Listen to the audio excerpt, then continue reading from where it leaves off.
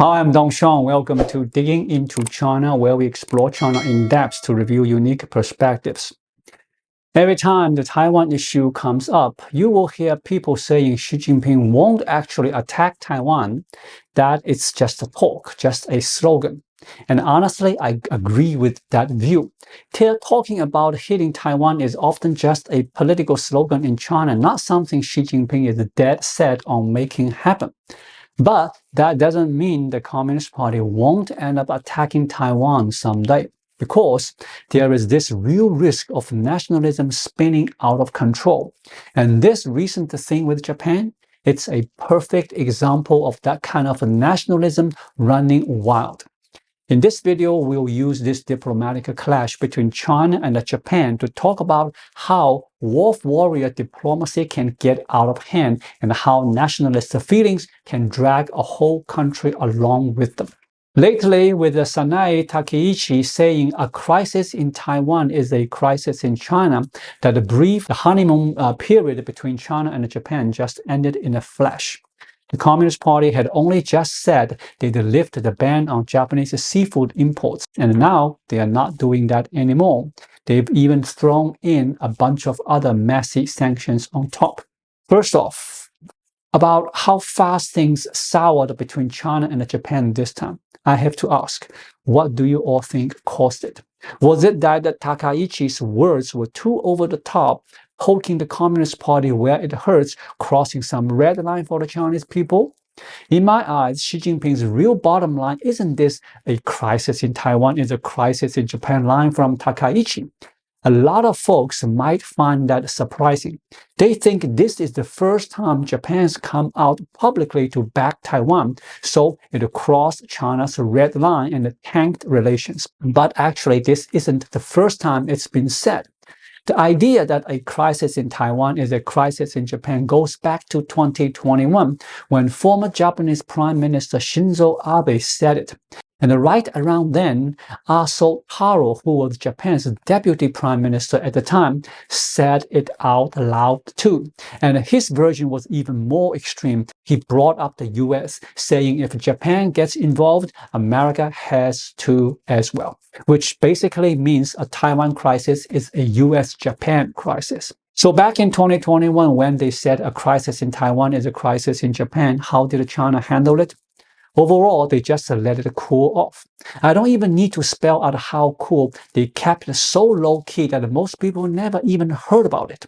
And that tells you everything. And anyone who follows Japanese politics knows Takaichi is basically the heir to Abe's faction. Plus, she's tight with Aso Taro. She wouldn't have become prime minister without his help. So hearing her saying something like this, it wasn't out of left field for the Communist Party. And it shouldn't have been for most people either. To me, Takaichi saying this just isn't enough to spark a huge diplomatic blow-up like we are seeing. For one thing, it's been said before, but also, you can see that the friendly ties with Japan are a big part of China's current foreign policy strategy, especially since the US-China trade war kicked off. After that, China's relations with South Korea and Japan started warming up fast. Holding together other trading partners while fighting the US on trade, that's been China's go-to move lately. Now, if that still doesn't convince you, the Communist Party didn't want to blow this up into a full-on China-Japan screaming match at the first. Just look at the timeline. Takaichi said it on November 7th. The Chinese side's reaction wasn't that strong at first. You barely see any big propaganda push from them. It didn't hit Weibo's hot search, and there wasn't much on Douyin, China's TikTok either. China's first official protest came on the 13th, 6 days after Takaichi spoke. That's when Vice Foreign Minister Sun Weidong met with Japan's ambassador to China and gave him a dressing down. This was pretty much the same playbook as with Abe. A standard slap on the wrist, then back to normal trade and all that friendly China-Japan diplomacy stuff. But after that, tensions between the two sides heated up quickly, and they got stuck in this spot where neither could back down. So how did it reach that point? That's where this out-of-control diplomat Shaye comes in. 2 days after Takaichi's speech, this Shaye guy who knows what got into him posted on X about the chopping off Takaichi's head. He deleted it fast, but after 2 days of brewing, it blew up the public mood in both Japan and China. Japanese officials facing this naked threat against their prime minister had to respond to keep voters happy.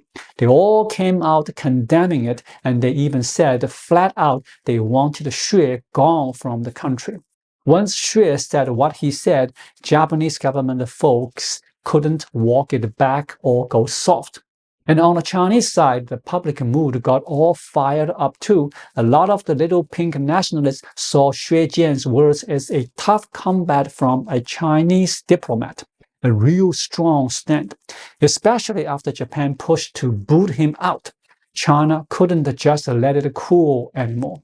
Both sides got forced into this no-back-down corner by Shaye's post, turning what started as Takaichi's one comment into a full-blown China-Japan diplomatic war.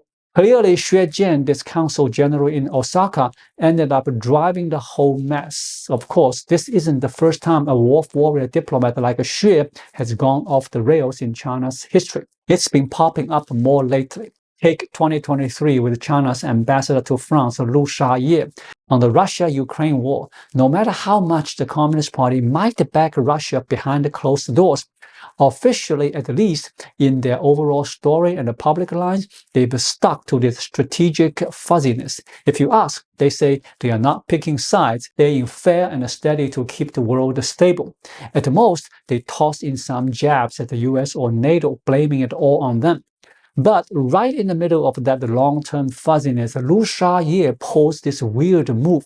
In 2023, while he was ambassador to France, he goes on French media and out of nowhere says Crimea was Russia's from the start. He even ramps it up, claiming under international law, the sovereignty of countries that broke away from the Soviet Union is still up in the air.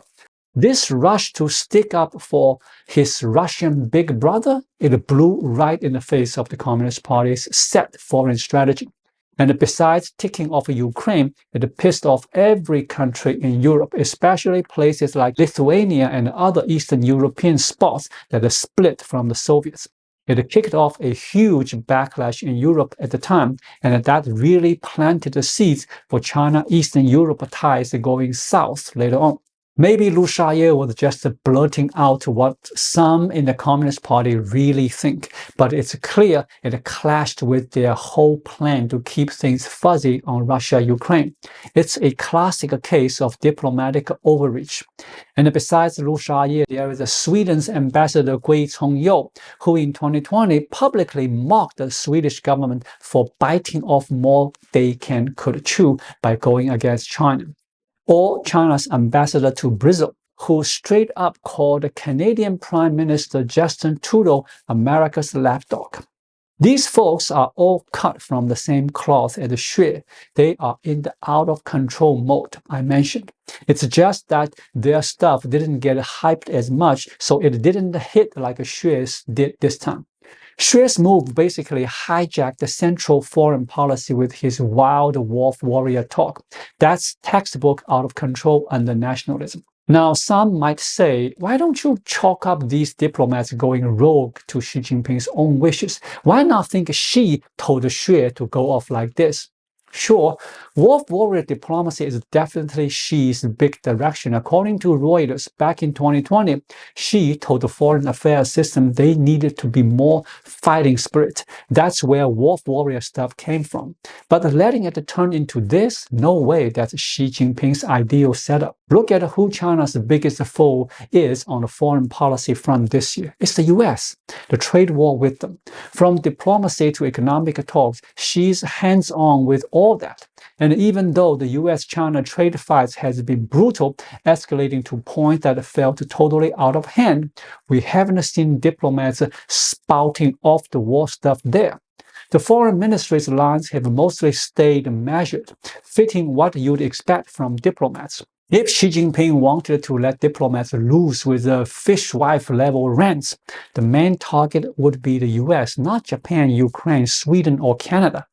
Sure, they want to fight and Wolf Warrior is on the table, but all these over-the-top outbursts, diplomats freelancing like that, that's not what she wants to see, let alone guys like Liu Shaye or Xue Jian causing full diplomatic incidents. China's foreign system is clearly slipping some control, and that slip is even steering central decisions to a degree. Diplomats are supposed to carry out the central policy, but they end up flipping it, influencing the center's moves. Of course, this kind of slip up, while I say it's not what she wants, is still a straight up result of him pushing nationalism and a wolf warrior for so long. She's both the driver of nationalism and someone getting carried along by it. Why do I say that? It goes back to the logic behind what guys like Xue Jian do. Think about it. Why are more people like Xue showing up in China's diplomatic ranks? It's a bit like that insubordination from below you saw in Japan's militarist days back then.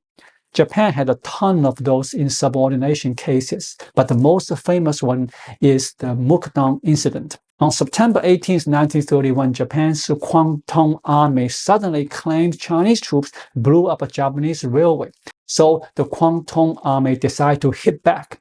They shelled the Chinese Army's headquarters. After that, they roll right in and take over Manchuria.